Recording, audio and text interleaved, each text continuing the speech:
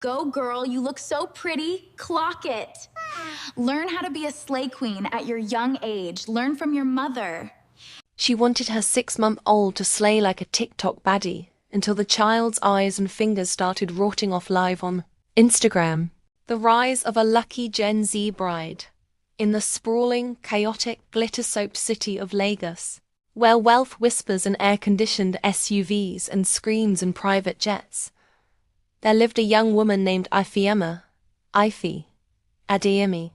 Ife was the poster child for the Nigerian Gen Z dream, or what social media had convinced her was the dream. She was 22, fresh out of a questionable online degree in digital communications, with 150,000 Instagram followers who knew her only as Ife_, the underscore baddie. Her content was predictable. Waist beads, bum shorts, bare-faced pouts, and captions like, "No stress, just success." And I don't chase, I attract.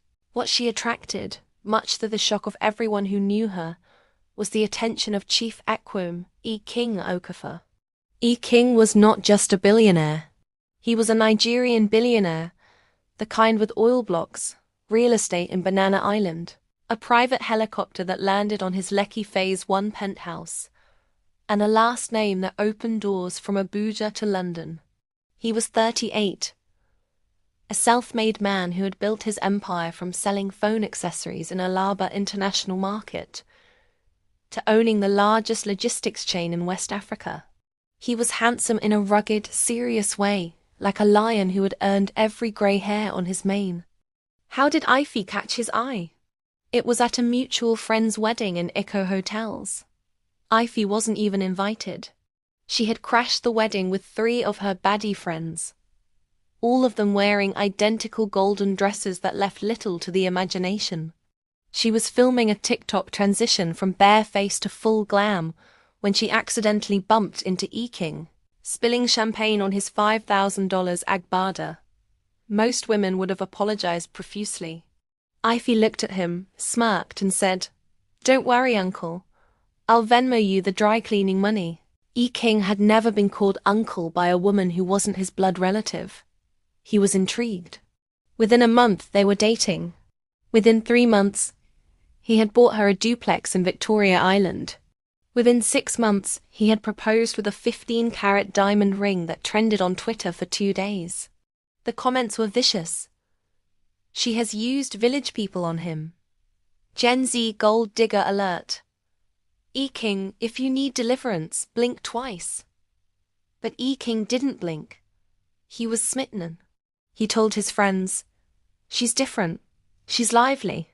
She's not like those boring society women." They got married in a lavish ceremony that cost $2 billion. Ife's wedding hashtag was #BADIE billionaire bride. She changed her Instagram bio to Mrs. Okafor, Gen Mom, Slay Queen, but nothing else about her changed. The honeymoon is over married life, for Ife, was simply an extension of her single life, but with unlimited black cards. She still went clubbing in Lekki until 4 a.m. She still posted thirst traps. She still engaged in online beef with other influencers. The only difference was that now, she did it from a mansion with a pool and a personal chef. King, being a traditional Igbo man from a conservative family, started to notice. The first time he complained was 3 weeks after their wedding. He had come home from a board meeting to find Ife live on Instagram, dancing to Asaki, in nothing but a bra and shorts, with the caption, "Married but not buried." His mother had called him crying because her prayer group had seen it. "Ife, what is this?" he asked, pointing at her phone. "Content, babe," she said without pausing her dance. "The algorithm loves it. My mother saw your bum," he said, lowering his voice. "Do you have any respect for this family?" Ife rolled her eyes. "Respect? I gave you respect when I said I do. What I do on my page is my business. Don't be insecure, baby." King took a deep breath. He decided to let it slide. He loved her fire, didn't he? He had married her because she was unapologetic. But over the next few months, the fire began to feel like an arson. She posted a video of their bedroom, without his consent, showing his designer shoes and watches, captioned, "My husband's closet greater than your entire net worth." She live-streamed their argument when he asked her to stop. She turned their marriage into a reality show that King never auditioned for. One evening, after she had posted a TikTok mocking a traditional Igbo marriage rite as old school and boring, King sat her down. His voice was calm, but his eyes were thunderstorms. "Ifeoma, I am going to say this one last time," he said. "You are a wife now. One day you will be a mother. This constant need for attention, for validation from strangers, it will destroy you. And it will destroy this home. I am not asking you to disappear. I am asking you to be wise." Ify folded her arms. "So you want me to be like those dull, boring aunties who just cook and kneel down?" "I'm Gen Z, King. We don't do that."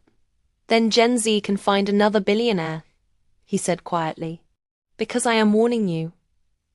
Whatever happens next, any consequence of your behavior, you will bear it alone. I will not rescue you from yourself." Ify laughed. "Consequences? Baby, the only consequence I know is more followers." She walked out of the room, already filming herself crying for a sad girl TikTok with the caption, "When your husband doesn't understand your brand." The arrival of Princess Slay. Despite the friction, they reconciled physically as rich couples do, and within a year, Ify was pregnant. The announcement was, predictably, a spectacle. She did a gender reveal with fireworks, a drone show, and a live band. She posted her baby bump in designer crop tops. She coined the term Gen Z mother before the child was even born. In December, she gave birth to a baby girl they named Adaze, which means King's daughter. Ify immediately renamed her Princess Slay on social media. Within hours of delivery, she had posted a photo of herself in full makeup, holding the baby, with the caption, "Motherhood but make it fashion."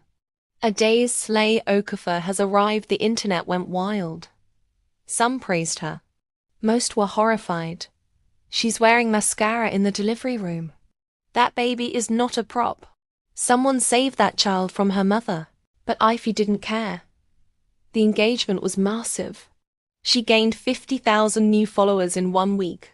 She started a new series called Slay Mom Diaries, where she documented motherhood as a series of photo ops.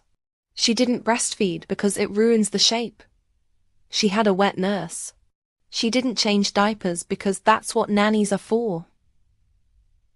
She saw Adaze for maybe 2 hours a day, mostly for photos. King watched from a distance. He hired the best pediatrician, the best nannies, the best nutritionist. He thought, at least the child is safe. But he was wrong, because Ify's need for content was about to turn from neglectful to dangerous. The baddie baby experiment Adaze was 3 months old when Ify had her brilliant idea. She was scrolling through TikTok and saw a viral video of a mother putting fake nails on her toddler. The comments were split. Half called it child abuse. Half called it cute. Ify saw only the latter. "Imagine," she said to her best friend, a fellow influencer named Pinky, a 6-month-old with full glam. Baby lashes, a cute lace front wig, and press-on nails. It would break the internet. Pinky, who had no moral compass and 80,000 followers to protect, clapped. "Sis, that's 1 million views. Do it." And so, the project began. The nails. Ify ordered custom-made, non-toxic, allegedly, press-on nails for infants from a sketchy Etsy store in China. They were tiny, acrylic, and painted hot pink with rhinestones. When Adaze was 6 months old, Ify sat her down propped up with pillows and glued the nails onto her daughter's tiny fingers. Adaze cried. Of course she cried. Her fingers were barely the size of a matchstick, and now they had hard, sharp plastic glued to them. She couldn't grasp her rattle. She couldn't put her fingers in her mouth, which babies do for comfort. She just wailed. "She'll get used to it," Ivy said, filming the tears for a real and raw video. The caption: "Even babies cry before they slay." The lashes. Next came the eyelashes. Ivy ordered mini magnetic lashes for babies. She applied them while Adaze was sleeping, thinking the child wouldn't notice. But when Adaze woke up, the lashes were heavy, itchy, and poking her corneas. The baby rubbed her eyes furiously, which only made the glue migrate into her tear ducts. Her eyes turned red. She screamed a high-pitched, unnatural scream that the nannies heard from the kitchen. "She's fine," Ivy said, not looking up from her phone. "It's just adjustment." The wig. The final touch was a 10-inch lace front wig, made from synthetic hair, glued onto Adiz's delicate scalp. The baby already had a full head of soft, beautiful natural hair. But Ivy said, "Natural hair doesn't pop on camera." So she shaved a tiny patch at the crown, just to lay the lace, and glued the wig on. The glue was industrial grade, the kind used for adults. It burned Adiz's skin. The baby developed a red, weeping rash within hours. Ivy posted the final result: a 6-month-old in a pink wig, fluttering fake lashes, and rhinestone nails, with a filter that added blush and glitter. The caption: "Baby baddie era. Don't be jealous that Princess Slay has better edges than you." The video got 3 million views in 24 hours. But the comments were not what she expected. "This is child abuse. Please, someone call the police. That baby is uncomfortable. Look at her eyes. Gen Z mothers are a different breed of stupid." But there were also the foolish ones, the enablers, the clout chasers, the morally bankrupt. "Oh, she's so cute. I wish I was this stylish as a baby." Don't mind the haters, sis. You're a great mom. Ivy clung to those comments like a lifeline. She blocked everyone else.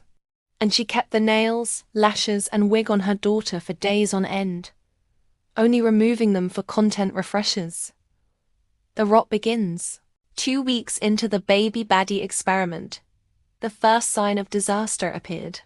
The nanny, a middle-aged woman named Mona Grace, who had raised 7 children of her own, noticed that Adaze was crying constantly. Not her usual hunger cry or tired cry.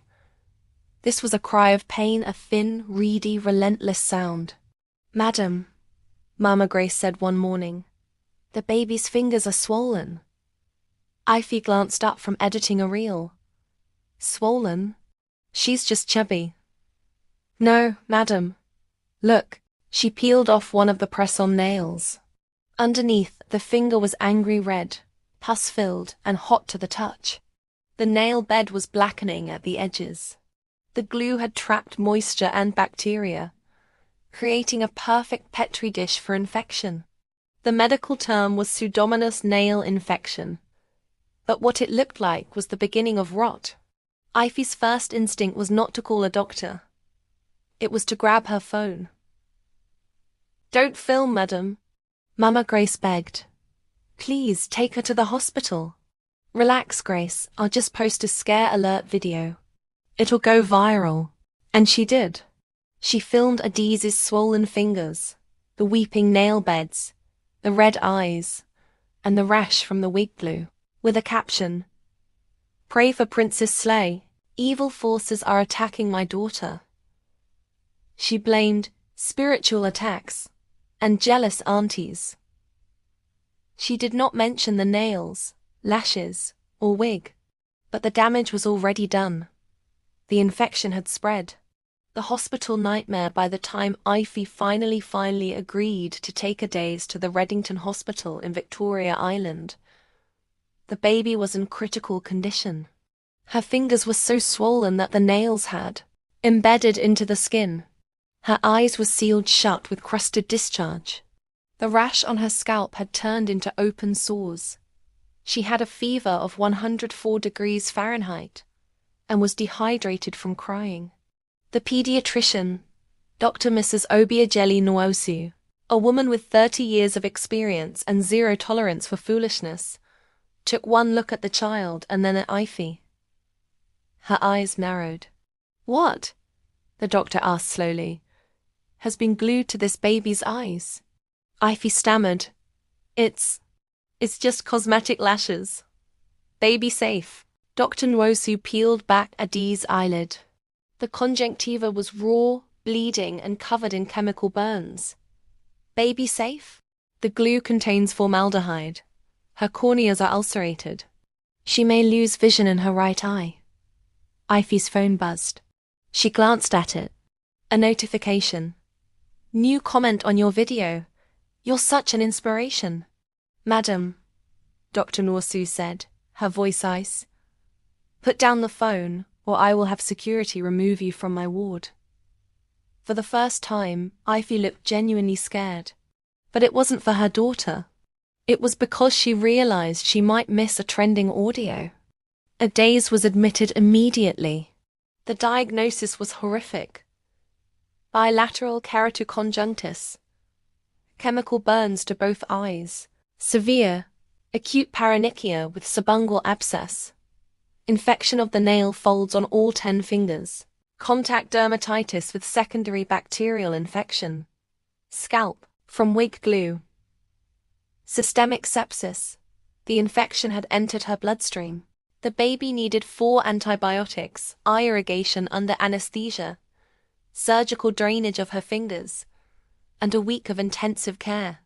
The doctors told Ify that if she had waited another 24 hours, Adaze could have lost her fingers, her eyesight, or her life.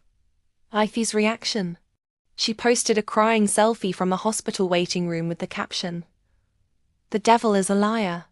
My daughter will survive. God is testing me." She did not mention her own role. She made herself the victim. The husband's wrath. King was on a business trip in Dubai when he got the call. Not from Ify, she had forgotten to tell him. It was his head of security, who had seen Ify's hospital selfie and traced the location. He flew back immediately. When he walked into the pediatric ICU and saw his 6-month-old daughter, his 6-month-old with bandages on her fingers, gauze over her eyes, and tubes coming out of her tiny arm, something inside him broke. But it wasn't sadness. It was a cold, volcanic rage that he had been suppressing for 2 years. He found Ify in the hospital cafeteria, filming a "What I Eat in a Day" video with a plate of jollof rice and plantain. She smiled when she saw him. "Babe, you came. Look, I was just..." He snatched the phone from her hand and threw it against the wall. It shattered. The cafeteria went silent. "What have you done?" he whispered. His voice was not loud. It was worse than loud. It was the voice of a man who had already decided something. Ify's smile faltered. "Baby, it was an accident. The products were supposed to be safe. You glued plastic to my daughter's fingers," he said, each word a hammer. "You glued fake hair to her scalp. You glued poison to her eyes. For likes. It's not like that. I warned you," he said. "I told you. I said, whatever happens, you will bear it alone. Do you remember?" She started crying. Real tears for once. "Please, King, I'll change. I'll delete my social media. I'll be a real mother. Just don't. You will leave my house tonight," he said. "The security will escort you to your father's house in Owerri. You will not see Adaze until a court says you can." "And Ify?" He leaned in close. "I will file for divorce before the sun rises." "But I'm her mother." "No," he said. "You are a child who gave birth. A mother protects. You performed." He walked away. Ify collapsed onto the cafeteria floor, sobbing. For the first time in her life, there was no camera to capture it. No filter, no caption. Just the ugly, raw, unglamorous sound of a woman realizing she had destroyed everything. The turning of a new leaf. The next 3 months were the longest of Ife's life.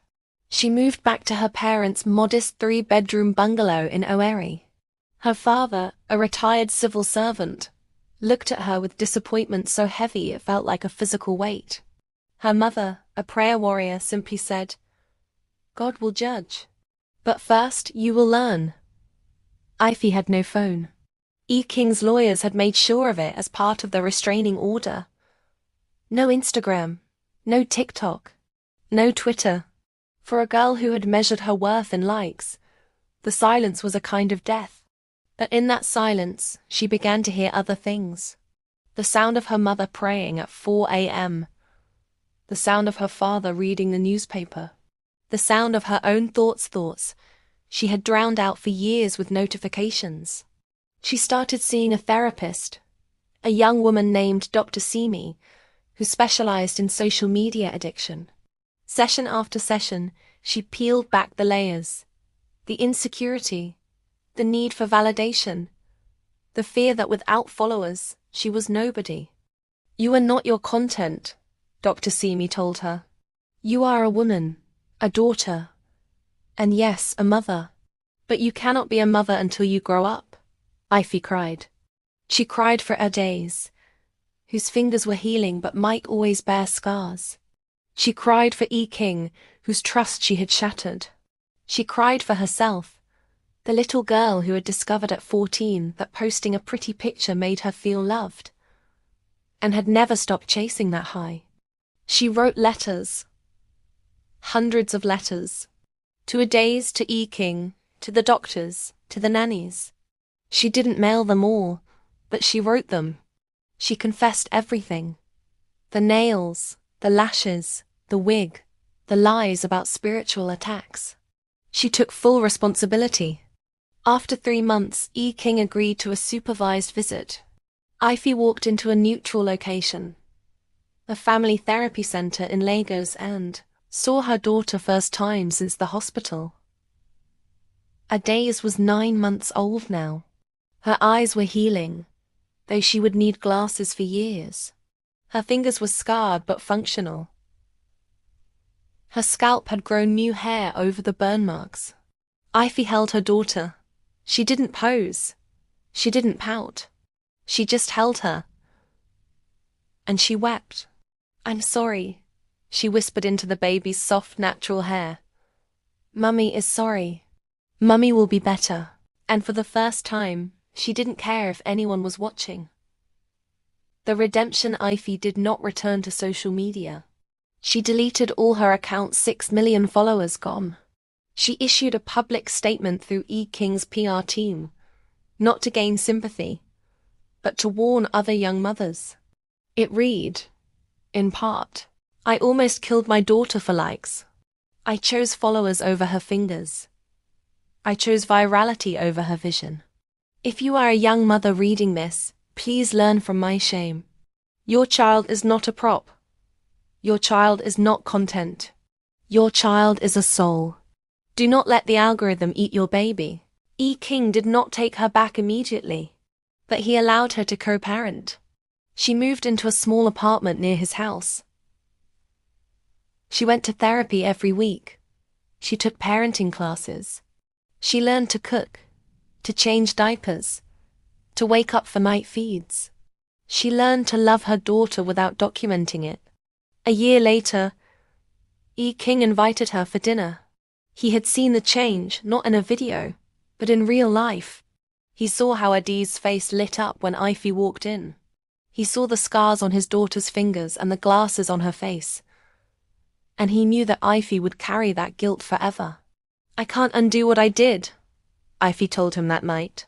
"But I can spend the rest of my life making sure she knows she is enough, that she doesn't need nails or lashes or a wig to be loved." E. King was quiet for a long time. Then he said, "You still have a long way to go. But for the first time, you are walking in the right direction." They did not remarry immediately, but they started dating again slowly, carefully, like two people who had survived a shipwreck and were learning to trust the ocean. Adaze, now 2 years old, has no memory of the infection. She runs, she laughs, she paints with her scarred but functional fingers. She wears her natural hair in puffs. She has never worn fake nails, and she never will. And Ify? Ify works as a counselor for young mothers, warning them about the dangers of performative parenting. She has a small, private Instagram with 200 followers, all friends and family. Her last post is a photo of Adaze eating cake on her 2nd birthday. Face smeared with icing. No filter. No lashes. No wig. The caption is simple. This is enough. She is enough. I am learning to be enough. She made her baby a viral sensation. But the only thing that went viral was the infection. Watch as a Gen Z mother learns that some trends are not worth dying for or killing for.